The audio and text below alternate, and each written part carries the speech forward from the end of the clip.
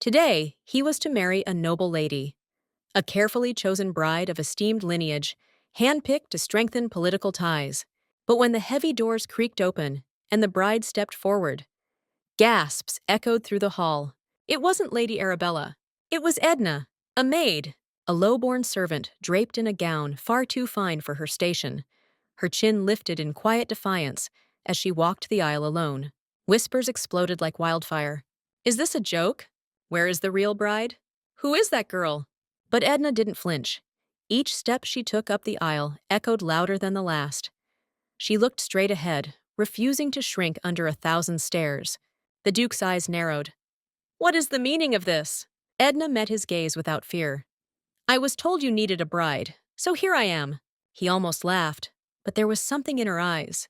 Something unshakable, proud, dangerous. The priest, bewildered, looked to the Duke. Nobles murmured, expecting the wedding to collapse in disgrace. But the Duke said nothing. Moments passed like thunderclouds gathering over the ceremony. And then, he gave a single nod.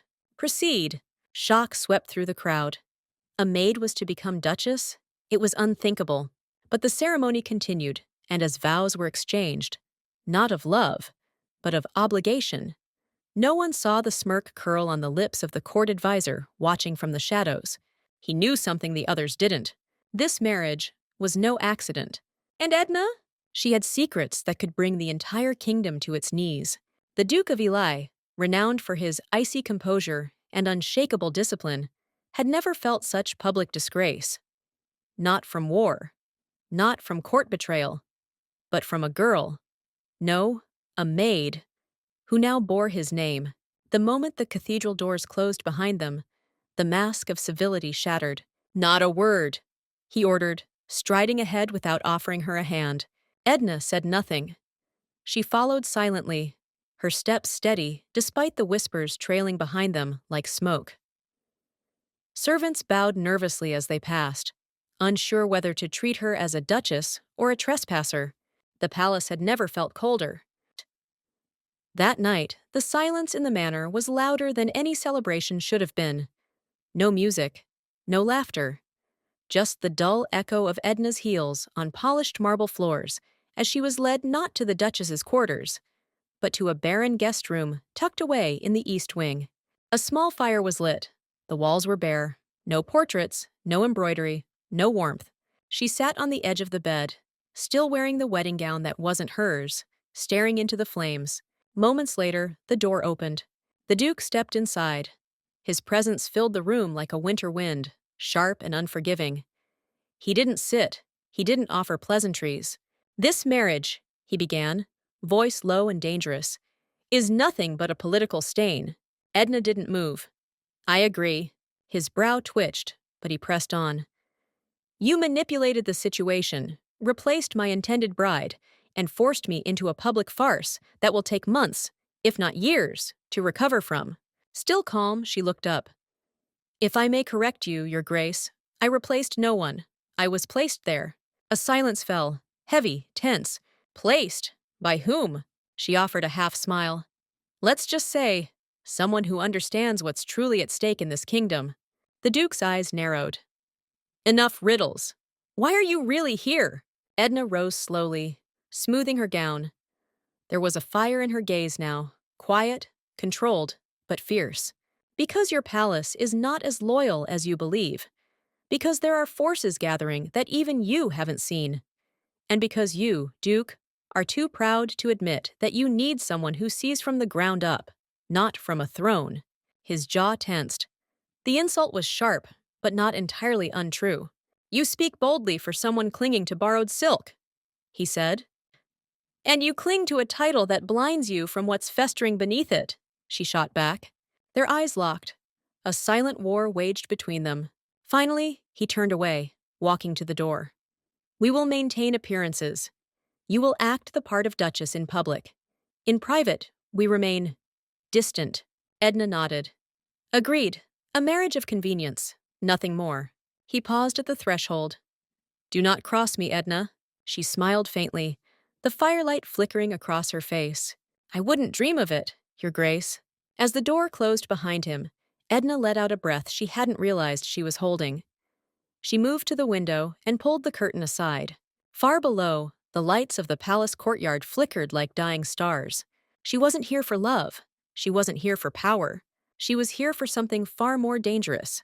And if the Duke thought she was just a maid in silk, he was in for a very rude awakening. Days passed, and the storm of scandal that followed Edna's marriage began to quiet. But it never truly faded. Whispers drifted through the palace halls like smoke. Cautious, curious, cruel. They called her the ghost bride behind her back. A maid in disguise. A scandal sewn into silk. Edna ignored the stares. She walked the corridors with her head held high, every step calculated, every glance remembered. She studied the servants, the guards, the noble visitors, watching, listening, gathering pieces of a puzzle no one else seemed to know existed. But strange things were happening in the palace. It began with a letter, slipped under Edna's door in the dead of night, sealed with no crest, written in a trembling hand. "They're watching you. Stay quiet, or you won't leave this place alive." She read it once, then burned it. Then came the sound of footsteps outside her chambers, long after midnight, soft, deliberate, never lingering long enough to be caught. Servants began to avoid her, not with disdain, but fear. Something was wrong. One evening, as she passed through the western wing, she heard hushed voices behind a tapestry. Two men, deep in argument. She wasn't supposed to survive the switch. The Duke doesn't suspect anything yet. If she finds out what's hidden beneath, we'll deal with her. Like we did with the last one. Edna froze. A floorboard creaked under her weight, and the voices fell silent. She slipped away before they could investigate, heart pounding like a war drum. Later that night, she paced her room, replaying every word. Who was the last one? What had she survived? What was hidden beneath the palace? The Duke, meanwhile, remained distant. Cold. He treated her with formality in public and silence in private. But Edna could feel it.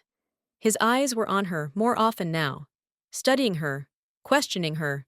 And one night, when he passed her in the library, he paused. "You don't sleep much." She looked up from an ancient book she had no real reason to read. "Neither do you." He stepped closer, folding his arms. "What are you looking for in my palace?" She closed the book carefully. "The same thing you are." A flicker of interest passed through his eyes, but he said nothing and walked away.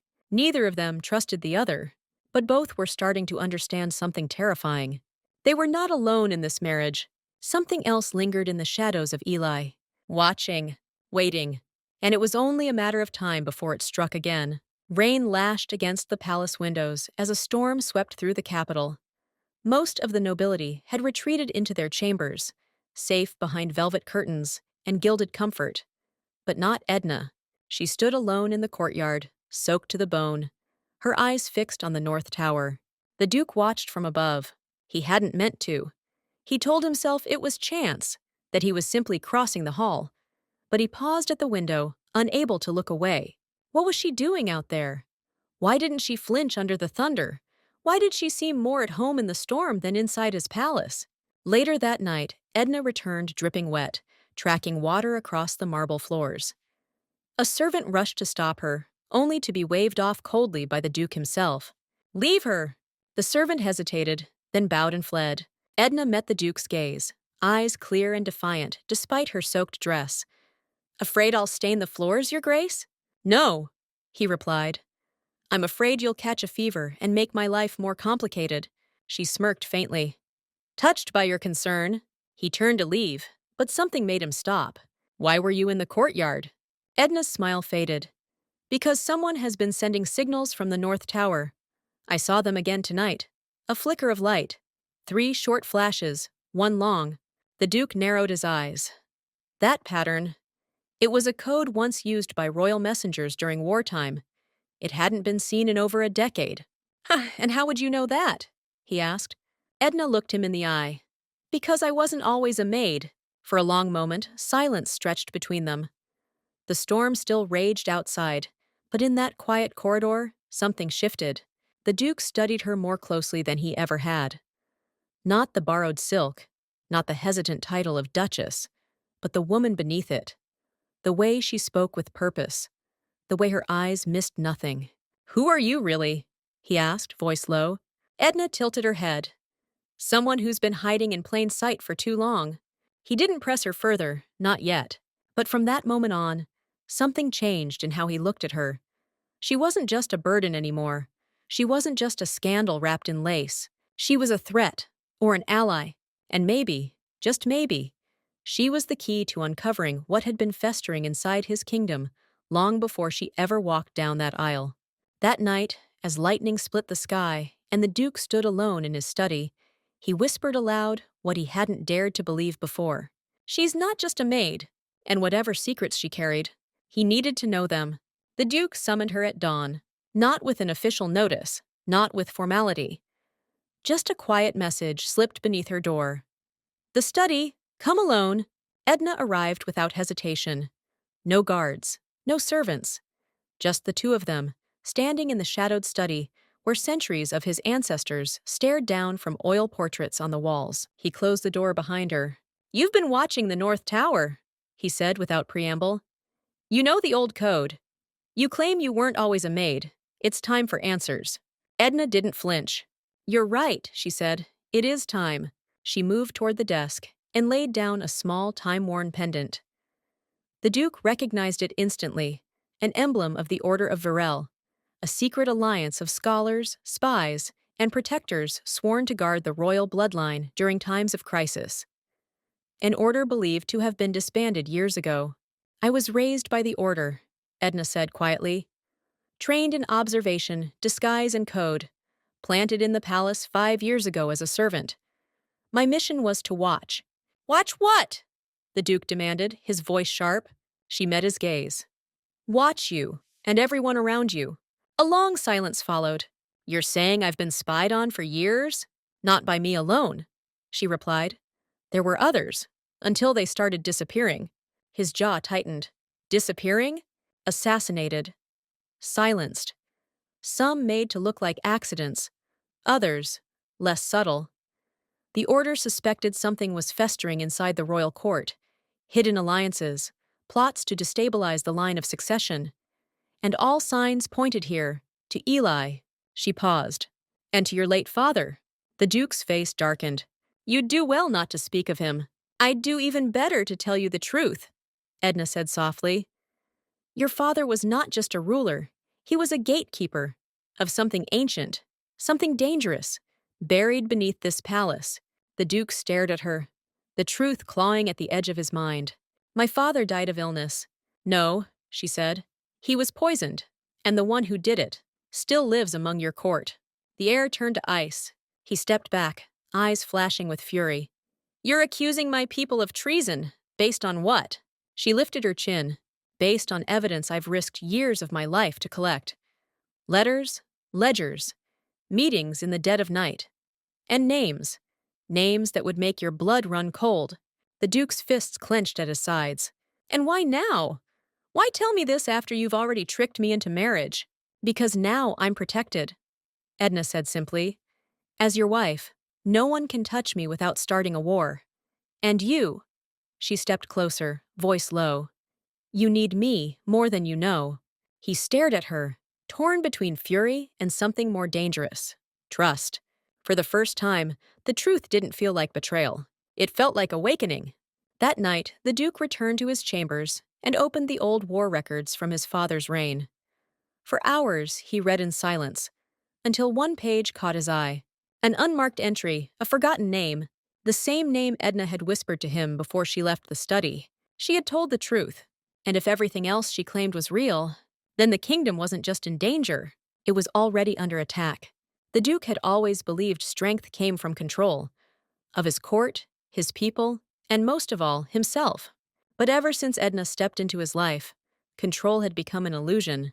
The day after their confrontation in the study, he summoned her again. This time, not to interrogate her, but to plan.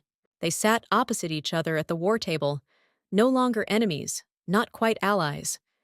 Between them lay scattered parchments, maps of secret passageways beneath the palace, ledgers marked with coded transactions, and a list of names that could shatter the entire nobility if exposed. Among them, one name stood out, Lord Alric Vernholt, the Duke's most trusted advisor. He's been siphoning funds into shadow accounts. Offshore trade, illegal weapons, foreign contacts, Edna said, her fingers trailing across the ink. He's building something. A coup, maybe. Or worse. The Duke's expression hardened. He was my father's right hand. And your father died under suspicious circumstances, she reminded him. Open your eyes, Your Grace. He didn't snap back this time. He only nodded. I need proof, he said. Then we'll get it. That night, they moved in secret. Disguised in the garb of servants, Edna led the Duke through tunnels forgotten by time.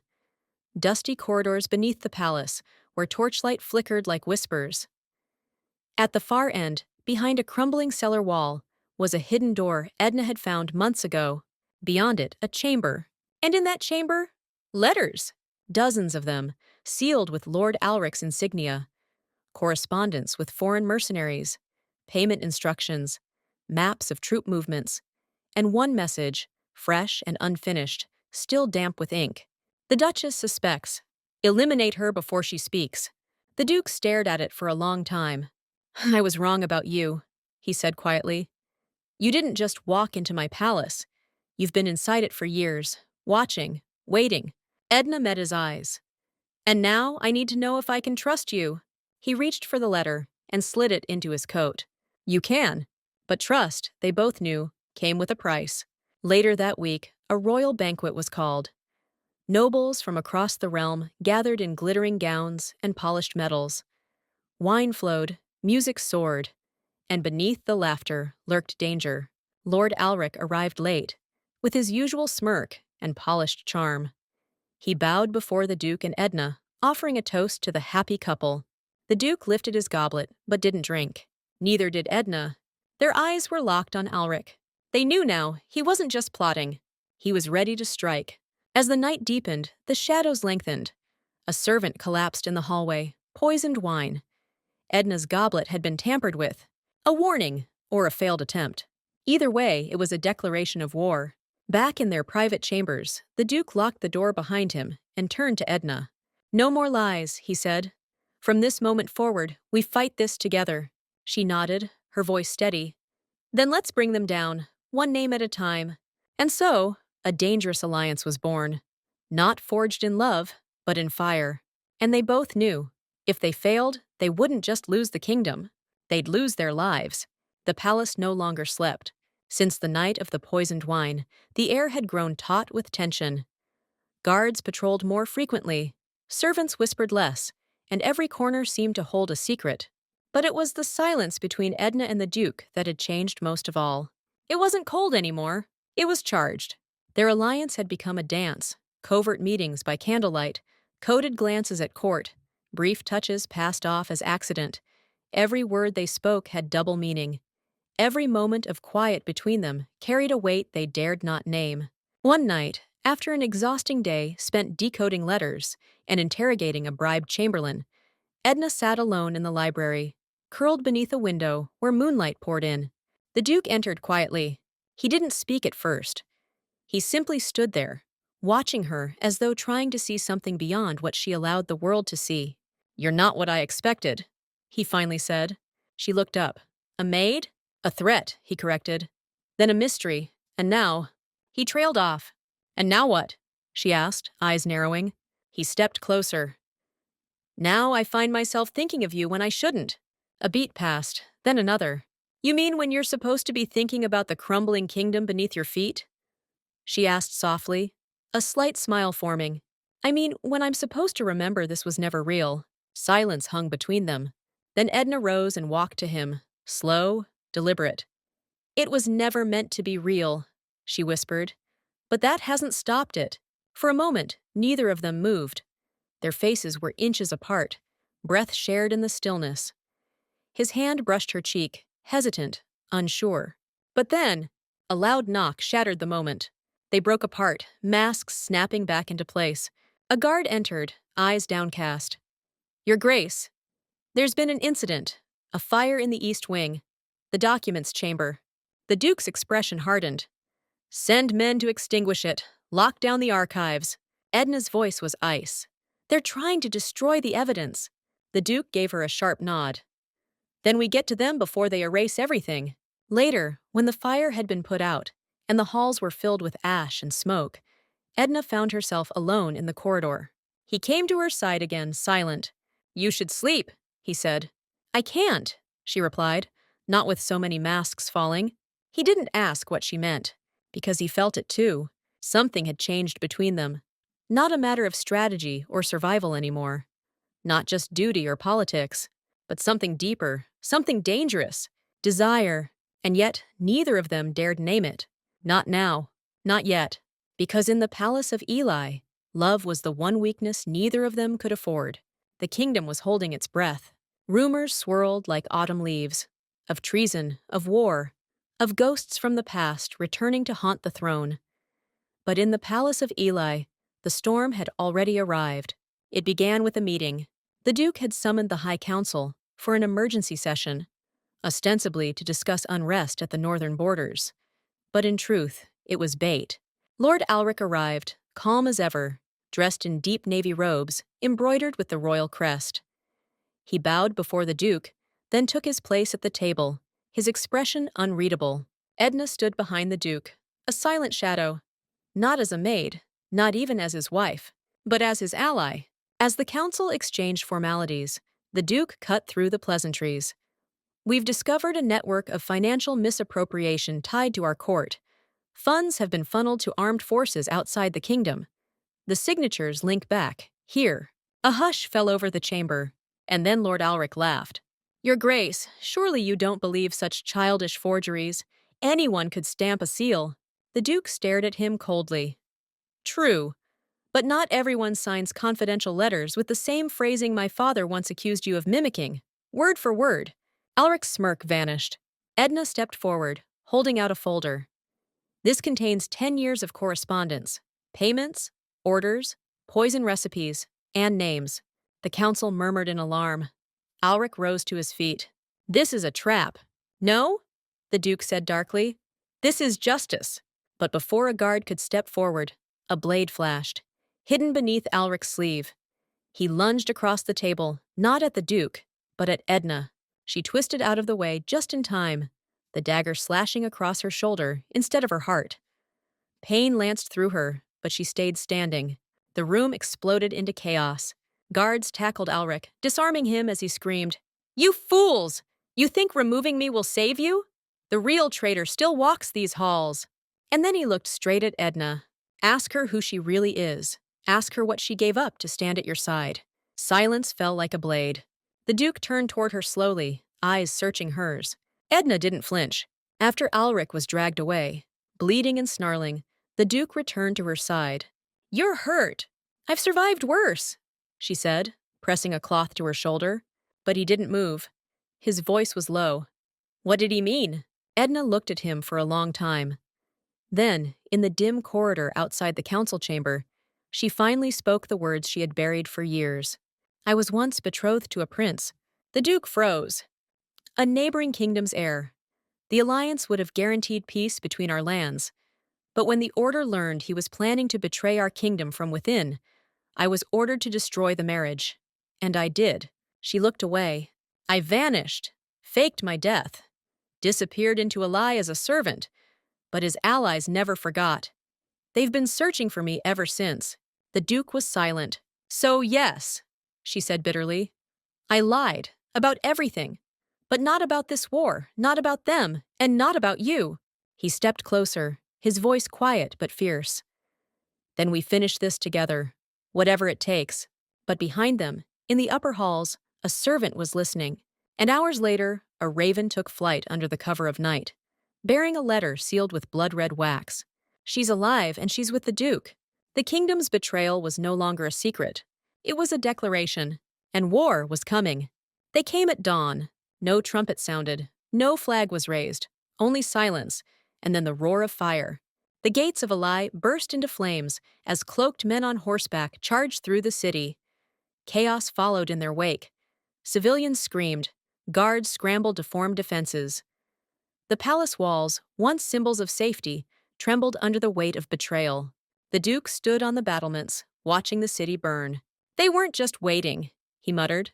"They were already here."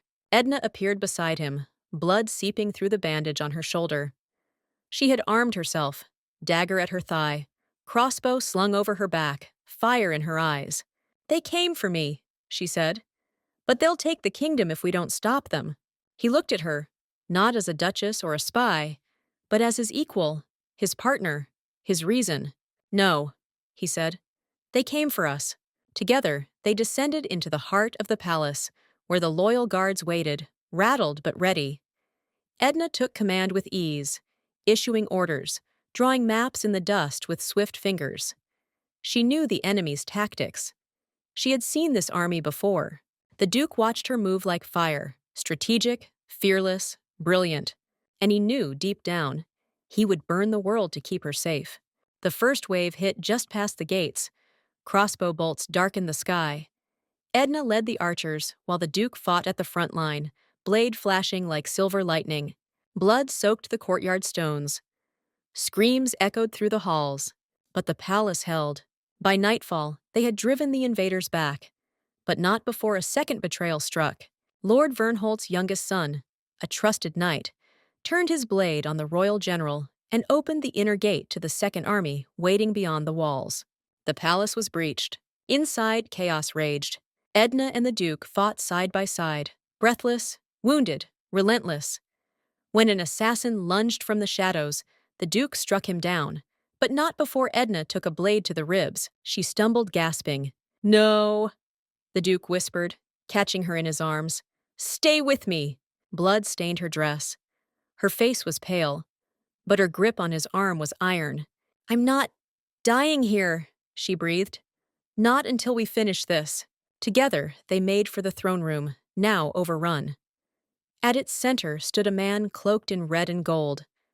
The Prince Edna had once been promised to. The one who had declared her dead. The one who had hunted her for years. "Edna," he said with a smile like venom, "you should have stayed buried." The Duke raised his sword, but Edna stepped forward first. "No," she said, her voice clear despite the pain. "I came to end this." Their battle was brutal. Sword against blade, memory against rage. She moved like someone with nothing left to lose. He underestimated her.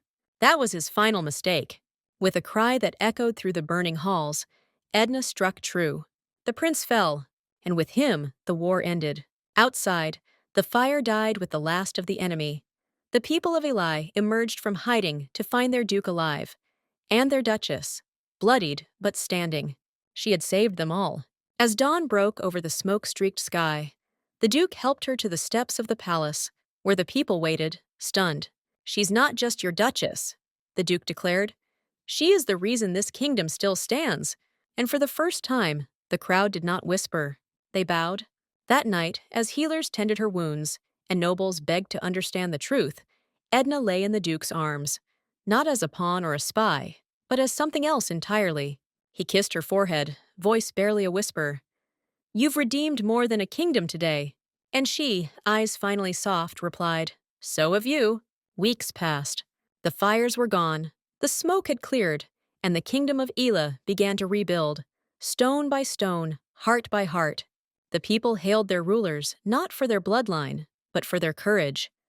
The tale of the Maid-turned-Duchess, who saved the realm, traveled across borders like a legend. No longer whispered in shame, Edna's name was now spoken with reverence.